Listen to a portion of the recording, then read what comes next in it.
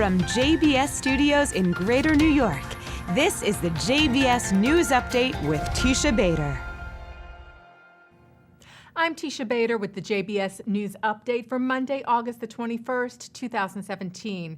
Representatives from the Palestinian Authority, Jordan, and Egypt met in Cairo this weekend, just ahead of a U.S. delegation expected in the Middle East, in an effort to kickstart peace talks between Israel and the Palestinians. PA Foreign Minister Riyad al-Maliki, Jordanian Foreign Minister Ayman Safadi, and Egyptian Foreign Minister Sami Shukri released a joint statement at the end of their sit-down, calling on the international community to intensify its efforts to, quote, create the appropriate climate to reach a peace deal based on the two-state solution, saying that that deal should be in accordance with UN resolutions and with the 2002 Arab Peace Initiative. The American delegation, which is to include Special Envoy Jason Greenblatt, is expected to arrive in Israel before the end of this month, after stops in Egypt, Jordan, Saudi Arabia, the United Arab Emirates, and Qatar. A Holocaust monument in Bulgaria was vandalized over the weekend. The Shalom Organization of Jews in Bulgaria said the Thanksgiving monument, which honors the town of Vidin for preventing the deportation of its Jews during the Holocaust, was spray-painted with a number of symbols and the word Hamas, among others. The mayor of the Vidin municipality, Ogniar Tsenkov, called the vandalism an outrageous and unacceptable act and ordered the graffiti to be removed immediately. And here in the U.S., swastikas, as well as anti-Semitic, hateful, and racial slurs were found in a skate park in Ann Arbor, Michigan.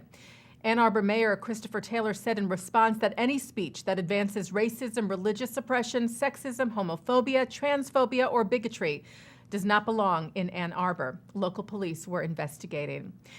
Meanwhile, 3 teenagers who, if you recall, damaged a menorah display last year pled guilty to criminal damaging charges on Thursday for twisting a large menorah made out of PVC pipes into a swastika last December in Chandler, Arizona.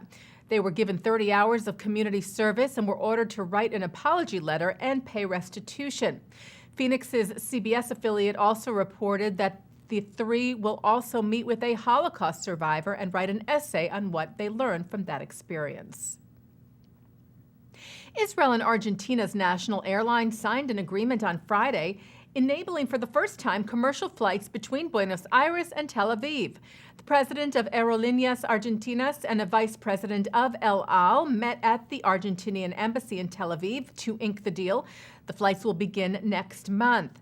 El Al has made the round-trip flight once before, on May the 19th of 1960. An Israeli delegation led by Abba Eban flew to Buenos Aires for the 150th anniversary celebration of Argentine independence. The next day, on May the 20th, captured Nazi war criminal Adolf Eichmann was taken in secrecy onto the same plane. It landed in Tel Aviv on May the 22nd after making a refueling stop where Eichmann was arrested and ultimately convicted of war crimes at the infamous trial. Jews and Muslims from around the world gathered in Bosnia-Herzegovina earlier this month in a meeting to promote tolerance and coexistence. The Muslim-Jewish conference took place in Sarajevo from August the 6th through the 13th. Some 50 Jews and 50 Muslims from 40 countries around the world took part in the conference to talk about issues like anti-Semitism and Islamophobia. World Jewish Congress diplomat Fabio Sperling said at the conclusion of the unique gathering, "We are clear that we are not going to change the world, but we are sure that with goodwill and open heart, it is very possible to live in harmony. These 100 people," he said, "are proof of this." Taking a look now at our programming for tonight on JBS from Monday, August the 21st at 7 o'clock, it's the wisdom of Dr. Ruth Westheimer. Then highlights from the recent Jerusalem Post conference beginning at 7:30 with remarks from Israeli Minister of Infrastructure, Energy and Water Yuval Steinitz and President of the World Jewish Congress Ronald Lauder. Then at 8 o'clock, Israel's ambassador to the United Nations, Danny Danon, opposition leader Isaac Herzog, Israel's Minister of Education and Diaspora Affairs Naftali Bennett, and Justice Minister Ayelet Shaked addressed the conference. At 9, Mark Golub sits down with Professor Mordechai Kedar on L'chaim, and at 10, author Malcolm Gladwell speaks at the 92nd Street Y. And coming up right after this newscast, Jerusalem Post Deputy Managing Editor Caroline Glick discusses the challenges facing Israel today. And finally today, legendary Jewish comedian, actor, writer, director, and humanitarian Jerry Lewis has died. Lewis was born Joseph Levitch in Newark, New Jersey, to Russian Jewish parents who were themselves entertainers. His decades-long career spanned from his early work in nightclubs and then on television with Dean Martin to countless films, including The Nutty Professor and The King of Comedy, performances on Broadway, TV specials, and albums. Lewis won numerous awards, including an honorary Oscar and France's Legion of Honor Medal.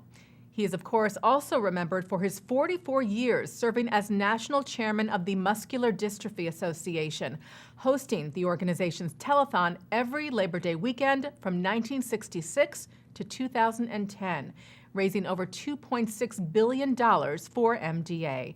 Jerry Lewis died Sunday at the age of 91.